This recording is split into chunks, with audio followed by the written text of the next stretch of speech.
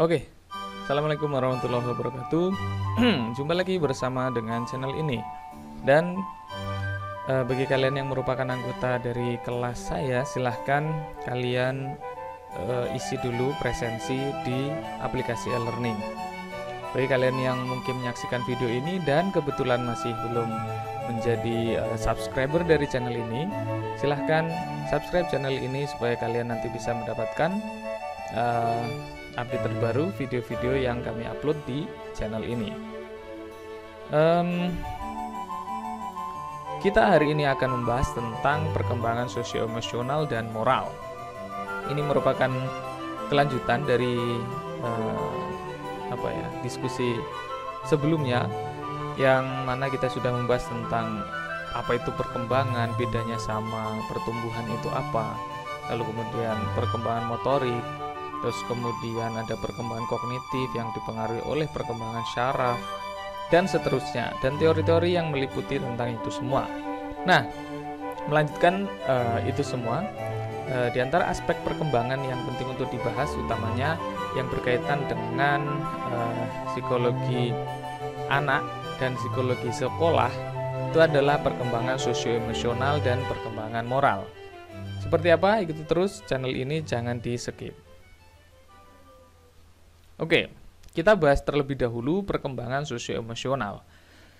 Apa itu perkembangan sosio-emosional? Kalau kita lihat dari akar katanya, tentu tampak bahwa dia sebenarnya adalah berasal dari dua kata, sosio dan emosi. Jadi, perkembangan sosio-emosional pada usia dini itu berhubungan dengan kemampuan anak-anak untuk mencoba-coba, mengatur, dia atur. Apa yang diatur dan dicoba itu yaitu ekspresi emosinya. Kemudian bentuk hubungan yang aman dengan orang lain, serta anak-anak ini mengeksplor dan belajar dalam konteks keluarga, masyarakat, dan harapan budayanya. Jadi bagaimana dia mengekspresikan emosinya, membangun hubungan yang aman dengan orang lain dalam konteks keluarga dan masyarakat, sesuai dengan harapan budaya yang melingkupinya.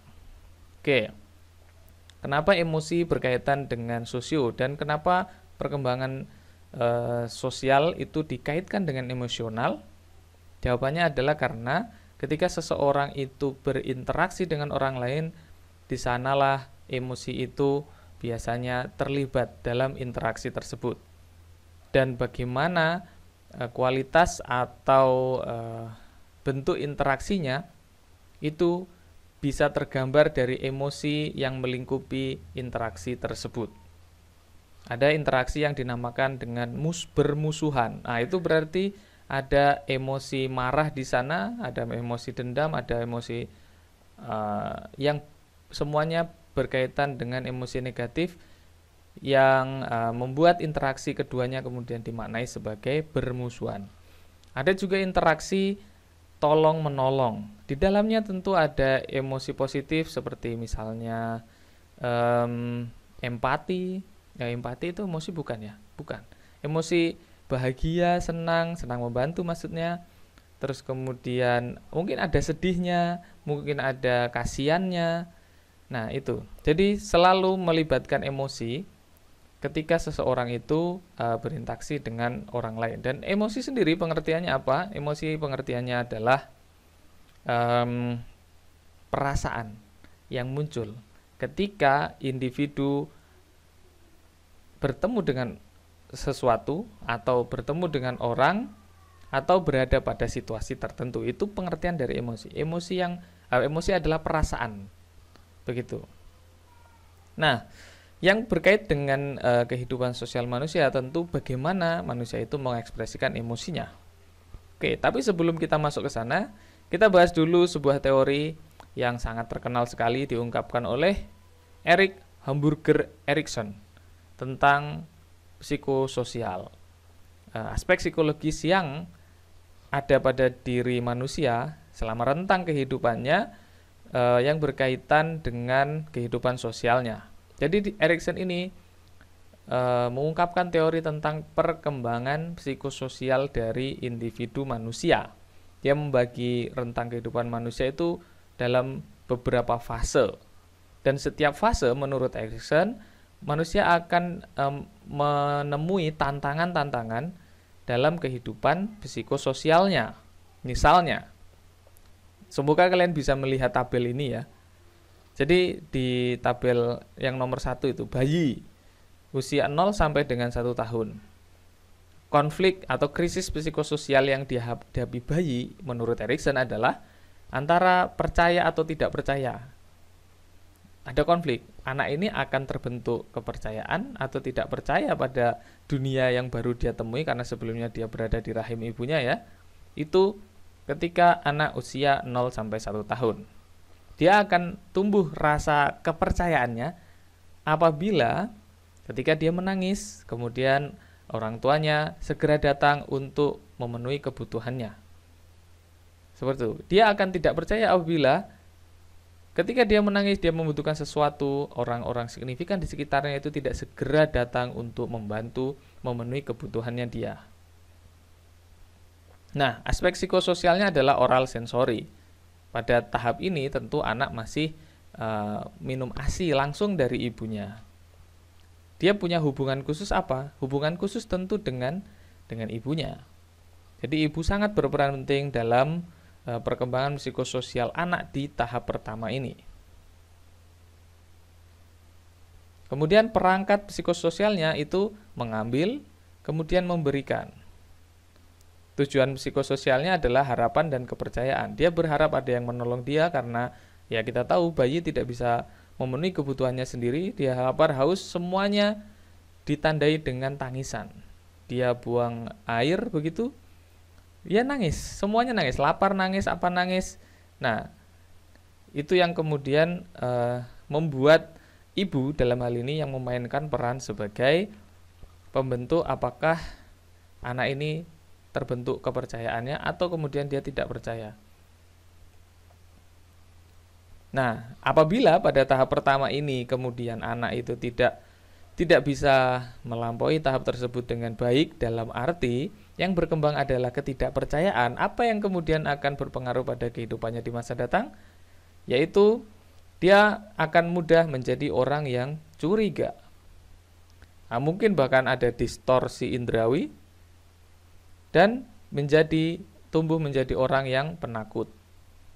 Nah, ini penting. Jadi pada tahap pertama ini anak itu kalau menangis itu harus segera kita datangi, terus ditanya atau kita bantu sesuai dengan apa yang mereka butuhkan. Begitu juga dengan tahap-tahap perkembangan psikososial yang lain. Kita bisa perhatikan bahwa pada setiap tahap itu ada tantangannya sendiri. Pada tahap yang kedua ini misalnya usia 1 sampai dengan 3 tahun anak sudah mulai bisa berlari, bisa mengeksplorasi lingkungannya, dan itu tantangannya adalah antara otonomi, kebebasan, dan pemalu atau ragu-ragu. Pada tahap ini biasanya orang tua mengendalikan perilaku anak dengan cara apa? Menakut-nakuti. Karena apa? Orang tua khawatir bahwa anak ini akan melakukan perilaku yang mencelakakan dirinya. Misalnya dia berlari ke jalan, terus nanti ada motor lewat atau mobil lewat dan dia bisa ketabrak.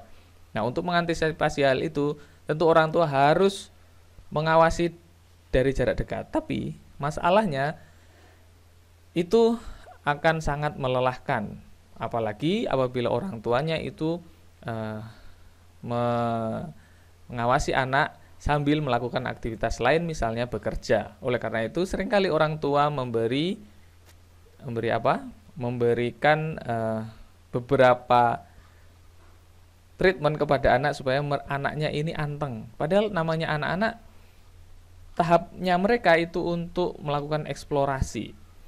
Nah, mereka kemudian menakut-nakuti anak. Awas di sana ada genderuwo, awas di sana ada wewe gombel, awas di sana ada hantu, ada kodok, ada batu, ada yang lainnya yang menurut mereka anak akan takut dan tidak pergi jauh dari orang tua yang mengawasinya. Oke.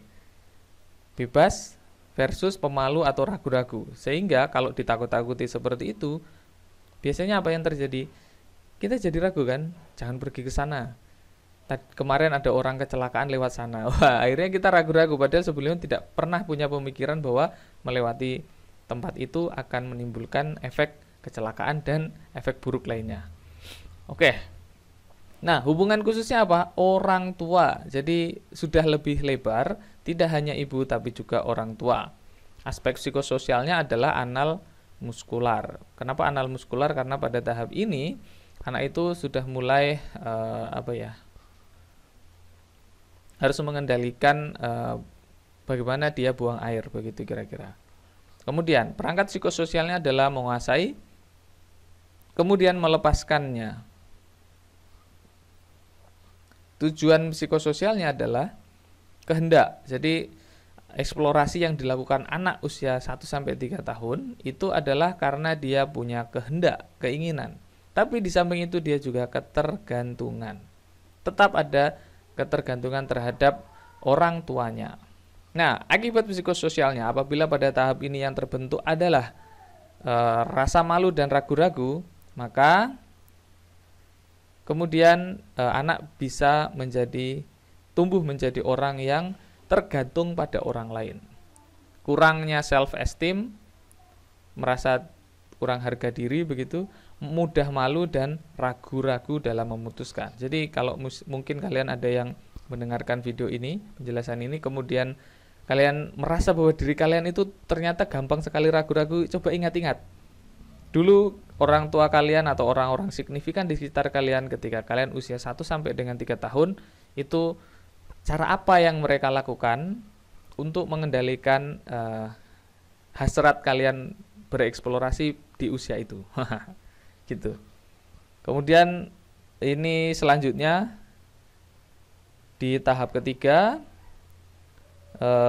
tahap bermain itu ada inisiatif dan rasa bersalah.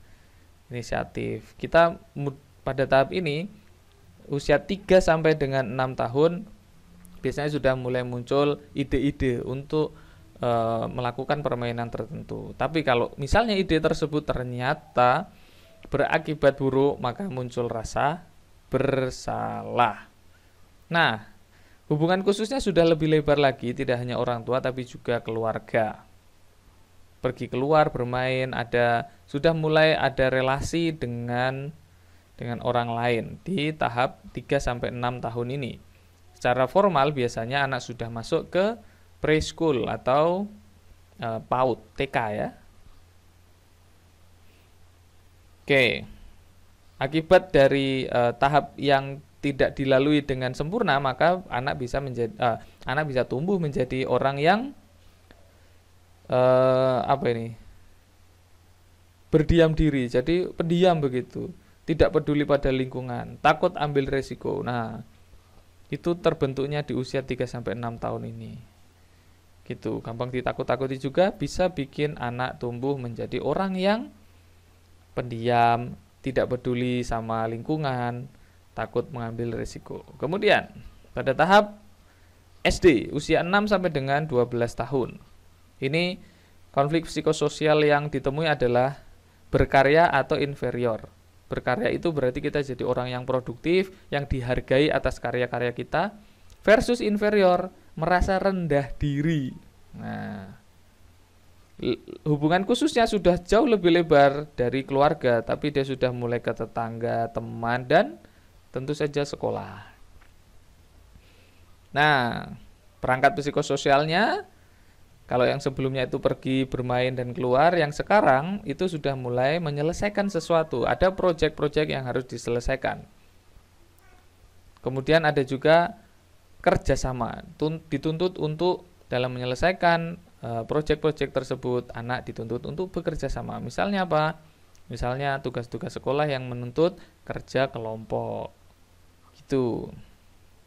Nah, tujuan psikososialnya adalah ini, kompetensi, penguasaan anak pada salah satu keahlian tertentu.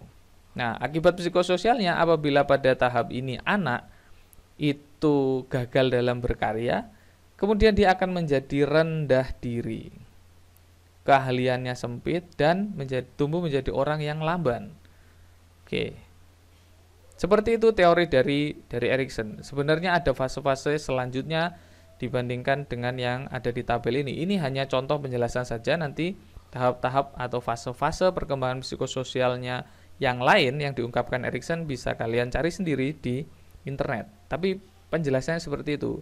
Pada setiap tahap atau fase perkembangan psikososial, individu itu dihadapkan pada konflik atau krisis psikososial yang harus dia hadapi, begitu. Dan apabila dia gagal, bisa jadi akan berakibat pada perkembangan kehidupannya di masa yang berikutnya.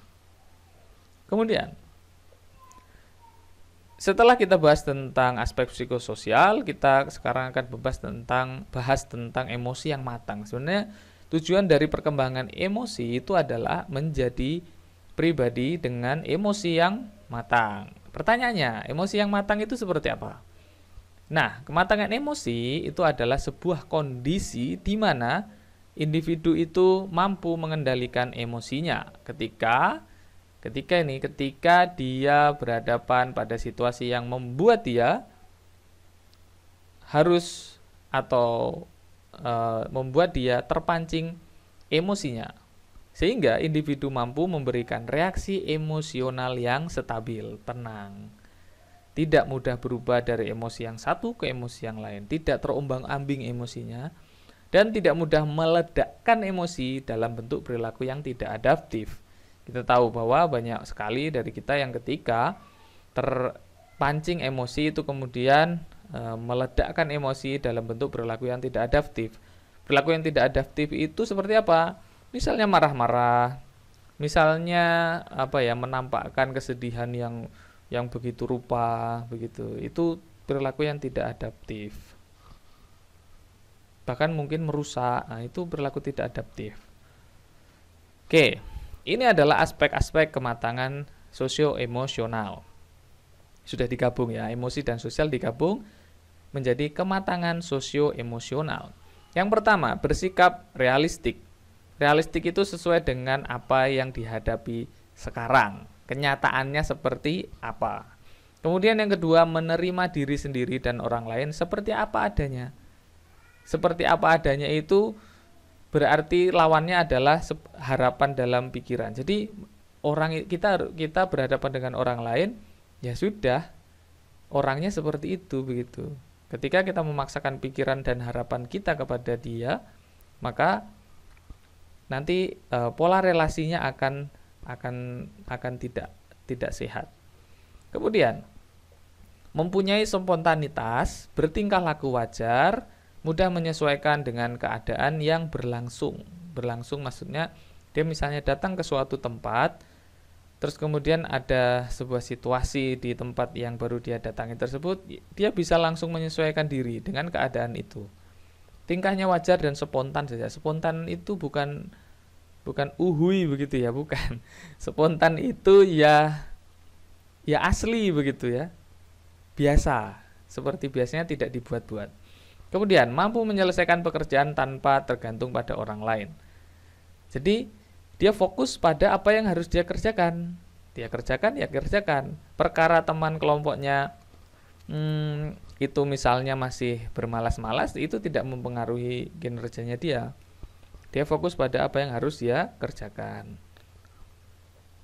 Jadi tidak terpengaruh pada orang lain. Kemudian menyadari adanya perbedaan pendapat dalam mencapai tujuan dan mementingkan nilai-nilai etik dan moral dalam mencapai tujuan. Ya, ketika bekerja dalam sebuah kelompok, tentu dia sadar bahwa ada banyak ide di dalam kelompok tersebut. Tapi dalam dalam situasi di mana idenya itu mungkin berbenturan dengan ide orang lain, maka dia mementingkan nilai-nilai etika dan moral dalam mencapai tujuannya itu tadi. Jadi tidak menghalalkan segala cara. Kemudian kreativitasnya tinggi, mampu berinovasi, berimprovisasi. Lalu memiliki empati dan toleransi. Dia sadar bahwa orang itu nggak semuanya sama kayak dia, nggak semuanya sama seperti yang dia pikirkan dan dia harapkan, gitu. Dan dia tidak hanya sadar, tapi dia menerima itu. Ya sudah, biasa saja. Kemudian mempunyai rasa humor yang baik. Rasa humor yang baik. Ya, Dia bercanda, tapi bercandanya tidak berbohong dan bisa menyesuaikan dengan situasi afeksi orang yang dia ajak bercanda atau humor itu tadi. Senang tantangan dan petualangan baru. Mampu menyelesaikan persoalan sesuai dengan masalah yang dihadapi. Jadi objektif orangnya, tidak melebarkan masalah. Itu adalah di antara aspek-aspek kematangan sosio-emosional. Dan biasanya ini semua itu terwujud menjadi sosok pribadi yang ketika berinteraksi dengan orang lain itu tampak menyenangkan gitu. Walaupun mungkin dari sisi fisik wajah dia tidak ganteng atau tidak cantik, tapi dari pembawaan itu bisa menjadi teman sahabat yang menyenangkan. Tidak memaksakan kehendaknya. Biasanya itu yang paling dirasakan. Oke, kita masuk kepada bahasan selanjutnya, yaitu perkembangan moral. Ya, sebenarnya moral itu apa? Itu dulu yang harus kita pecahkan dan kita bahas ya. Jadi sebelum membahas tentang moral ini, kita bahas dari yang tidak moral itu apa? Lawan katanya ya. Jadi ada dua bentuk perilaku. Satu perilaku amoral atau non moral, dua perilaku tidak bermoral. Ini dua istilah yang berbeda. Kita bahas dulu. Perilaku amoral atau non moral adalah perilaku yang tidak sesuai dengan harapan sosial, yang disebabkan oleh ketidakacuhan terhadap harapan sosial, pelanggaran secara tidak sengaja terhadap standar kelompok, gitu, nggak sengaja, dan orangnya ketika sudah diberitahu bahwa dia melakukan perilaku amoral, dia akan sadar lalu kemudian merubah perilakunya dan kemudian juga dia akan minta maaf. Itu bentuk perilaku amoral atau non moral. Berbeda dengan perilaku tidak bermoral, yaitu perilaku yang tidak sesuai dengan harapan sosial karena tidak setuju dengan standar sosialnya atau kurang memiliki rasa wajib menyesuaikan diri dengan harapan sosial. Jadi dia melawan standar moral yang berlaku di lingkungannya. Itu namanya perilaku tidak bermoral. Contohnya apa ya? Perilaku amoral itu apa misalnya? Orang yang tidak sengaja melanggar norma sosial. Saking banyak sampai bingung ini. Apa misalnya? Tanpa sengaja seorang anak kecil itu berjalan di depan orang tua tanpa menundukkan kepala. Pernah melihat itu? Terus kemudian dia diberitahu oleh orang lain, orang yang dewasa juga, kamu kalau melewati orang tua yang sedang duduk itu harus menundukkan kepala. Itu standar moral di Jawa kan begitu ya. Terus kemudian dia meminta maaf. Terus ketika dia kembali melewati di depan orang tua yang sedang duduk, kemudian dia merubah perilakunya. Yang sebelumnya itu berjalan biasa, sekarang berubah menjadi berjalan dengan menunduk begitu. Kemudian perilaku tidak bermoral yang seperti apa? Perilaku tidak setuju dengan harapan sosial. Apa misalnya? Ini nanti kalau saya kasih contoh jadi judgement lagi. Apa ya? Misalnya di luar negeri, ini tidak di Indonesia. Di luar negeri itu ada orang-orang yang disebut dengan kaum nudis. Kaum nudis itu adalah mereka yang menganggap bahwa pakaian itu tidak harus gitu ya. Jadi mereka tidak pakai pakaian. Kaum nudis. Mereka merasa bahwa mau berpakaian atau tidak berpakaian itu merupakan hak kebebasan individu. Kurang lebih begitulah. Nah, menurut standar moral di timur, di Indonesia, yang seperti itu bagaimana? Tentu itu melanggar moral, ya kan? Melanggar standar moral yang ada di masyarakat, apalagi juga yang ada di dalam adat istiadat dan agama, gitu. Itu contohnya. Mereka kampanye untuk, jadi ada hari di mana mereka kemudian tidak berpakaian. Itu yang saya baca di berita seperti itu, di barat ada yang seperti itu. Nah, itu berarti itu perilaku yang menurut standar moralnya orang Indonesia, orang Timur pada umumnya, kaum nudis ini berarti melakukan perilaku yang tidak bermoral. Jadi, moral itu apa? Ya, moral itu adalah peraturan perilaku yang telah menjadi kebiasaan anggota kelompok atau anggota suatu budaya. Nah, peraturan perilaku itu yang menentukan pola perilaku yang diharapkan dari seluruh anggota kelompok. Jadi semua anggota kelompok itu hendaknya berperilaku sesuai dengan standar moral yang ada di kelompok atau suatu budaya itu tadi. Jadi dia berupa kesepakatan intinya, baik tertulis maupun tidak tertulis. Begitu. Nah, kita masuk pada teorinya. Dua teoritis, dua pakar yang kemudian akan kita bahas teorinya, yaitu satu Jean Piaget dan yang kedua adalah Kohlberg. Mungkin kalian sudah pernah mendengar Piaget karena Piaget ini juga dikenal sebagai ahli yang mencetuskan teori perkembangan kognitif. Nah, kali ini Piaget hadir lagi dengan teori perkembangan moral. Nah, menurut Piaget dan Kohlberg, perkembangan moral itu berkorelasi dengan perkembangan kognitif individu. Itulah kenapa Piaget muncul lagi di sini, karena perkembangan moral berhubungan dengan perkembangan kognitif individu. Sehingga seharusnya bila perkembangan kognitif telah mencapai kematangan, maka perkembangan moral juga harus mencapai tingkat kematangan. Analoginya sederhana. Apabila individu itu sudah matang cara berpikirnya, cara menalarnya, tentu dia akan paham standar moral yang ada di budaya atau kelompok tempat di mana dia berada itu, sehingga dia kemudian akan menyesuaikan dengan standar yang sudah ada itu tadi. Oke, ini adalah teori Piaget tentang perkembangan moral. Perkembangan moral itu berlangsung dalam dua tahap menurut Piaget, yaitu heteronomous dan autonomous. Heteronomous itu tahapan pertama di mana individu itu usianya kurang dari 12 tahun. Nah, tahap ini sendiri itu dibagi menjadi dua tahapan, yaitu usia 0 sampai dengan 5 tahun. Pada tahap ini, perilaku anak ditentukan oleh ketaatan yang otomatis terhadap peraturan tanpa penalaran, tanpa penilaian. Anak menilai tindakannya berdasar konsekuensinya. Kalau misalnya dia mengambil pulpen lalu kemudian dipukul tangannya, oh berarti itu tidak boleh. Atau kemudian dia melakukan sesuatu terus orang tuanya marah, oh berarti itu tidak boleh. Jadi anak menilai tindakan itu baik atau buruk, benar atau salah, itu berdasarkan konsekuensinya. Itu usia 0 sampai dengan 5 tahun. Kemudian usia 7 atau 8 sampai dengan 12 tahun. Pada tahap ini anak menilai perilaku atas dasar tujuan.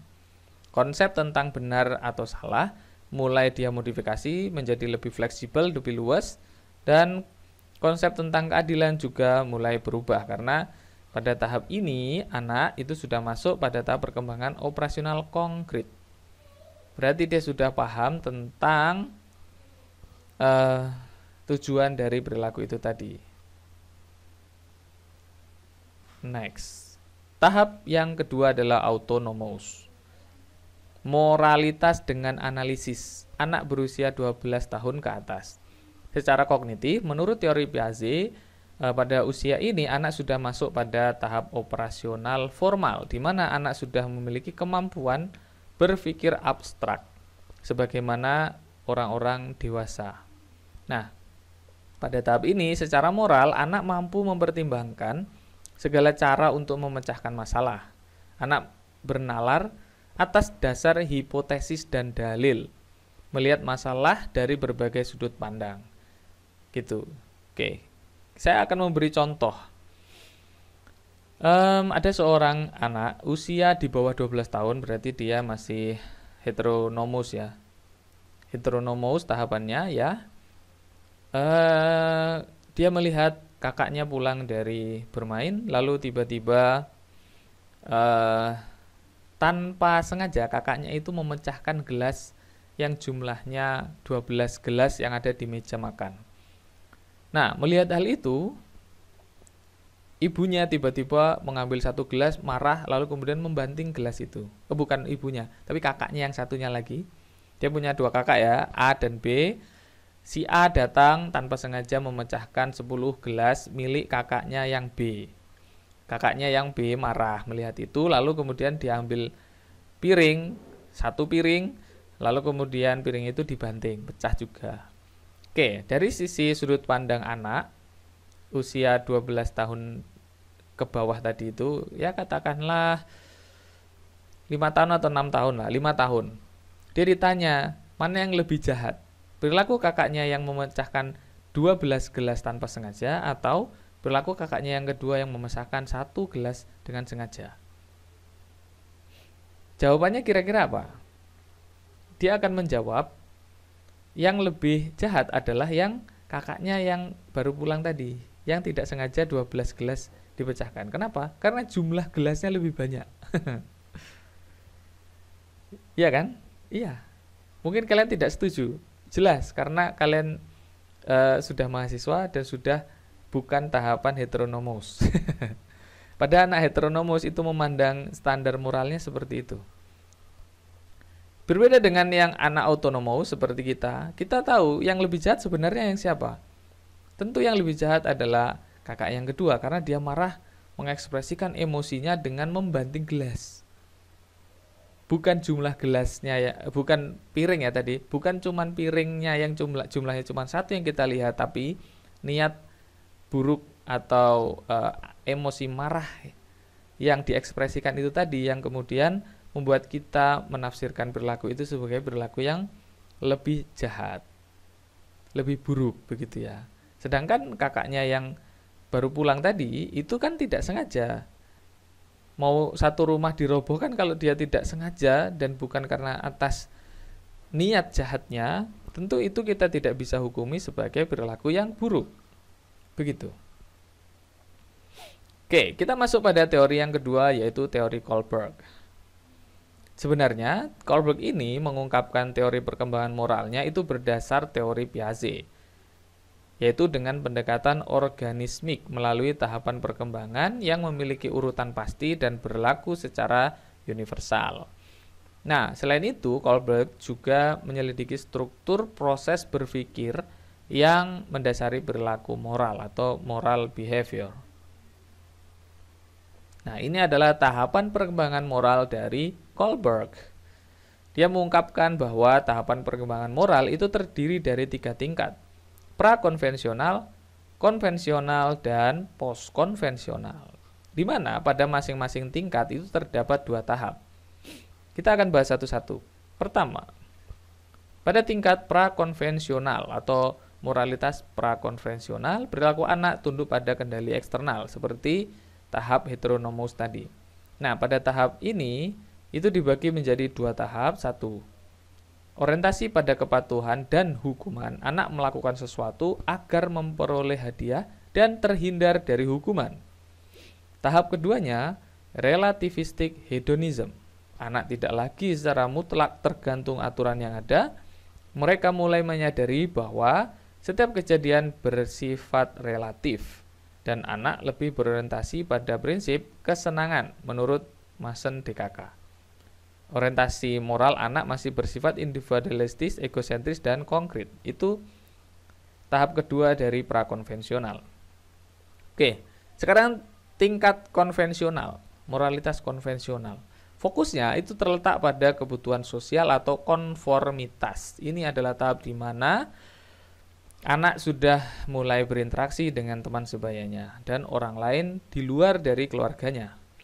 Nah, dia dibagi menjadi tahap 3 dan tahap 4. Pada tahap 3, orientasi mengenai anak yang baik itu anak memperlihatkan perbuatan yang dapat dinilai oleh orang lain. Jadi dia mengejar label bahwa dia adalah anak yang baik. Itu fokusnya.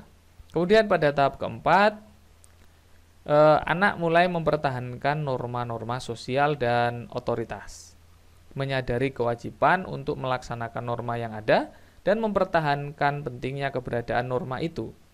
Artinya, untuk dapat hidup secara harmonis, kelompok sosial harus menerima peraturan yang telah disepakati bersama dan melaksanakan peraturan tersebut. Ini adalah tahap kedua dari tingkat konvensional ini. Kemudian, yang ketiga, tingkat atau tahap post-konvensional. Pada tahap ini, individu mendasarkan penilaian moral pada prinsip yang benar secara inheren. Kita lihat, pada tahap ini ada tahap 5 dan tahap 6. Pada tahap 5, orientasi pada perjanjian antar individu dengan lingkungan sosialnya. Pada tahap ini ada hubungan timbal balik antara individu dengan lingkungan sosialnya. Artinya apa? Bila seseorang melaksanakan kewajiban yang sesuai dengan tuntutan norma sosial, maka ia berharap akan mendapatkan perlindungan dari masyarakat. Ada imbal baliknya ya. Tidak hanya berdasar pada otoritas. Kalau pada tahap sebelumnya itu norma ada, tapi pelaksanaannya itu karena dia sadar bahwa norma itu wajib dipatuhi. Tapi kalau pada tahap 5 ini, itu dia berpikir bahwa ketika mematuhi norma sosial maka ada imbalan balik kepada dia berupa perlindungan dari masyarakat. Nah, kemudian tahap 6. Orientasinya ada pada prinsip universal. Pada tahap ini ada norma etik dan norma pribadi yang bersifat subjektif. Artinya apa? Dalam hubungan antara seseorang dengan masyarakat, itu ada unsur-unsur subjektif yang menilai apakah suatu perbuatan atau perilaku itu baik atau tidak baik, bermoral atau tidak bermoral. Nah, di sini dibutuhkan unsur etika dan norma etik yang sifatnya universal sebagai sumber untuk menentukan suatu perilaku itu baik atau tidak baik itu tadi. Ya, yang berhubungan dengan moralitas tentu saja. Begitu. Jadi prinsip universalitas. Selesai. Seperti itu penjelasan yang cukup panjang berkaitan dengan perkembangan sosioemosional dan moral ini. Ada tugas nggak ya? Sepertinya saya masih belum berminat memberikan tugas, tapi yang jelas silakan kalian pelajari karena pasti materi-materi ini nantinya akan kita evaluasi pemahaman mahasiswa sejauh apa. Bagi mahasiswa, bagi kalian yang menonton video ini dan bukan mahasiswa saya, silahkan dinikmati. Semoga kalian menikmatinya dan bisa mengambil pelajaran darinya. Dan semoga apa yang kita bahas bermanfaat. Jangan lupa like, komen bagi kalian yang mungkin ada pertanyaan berkaitan dengan penjelasan ini. Dan jumpa lagi pada video-video selanjutnya. Terima kasih sudah menonton. Wassalamualaikum warahmatullahi wabarakatuh.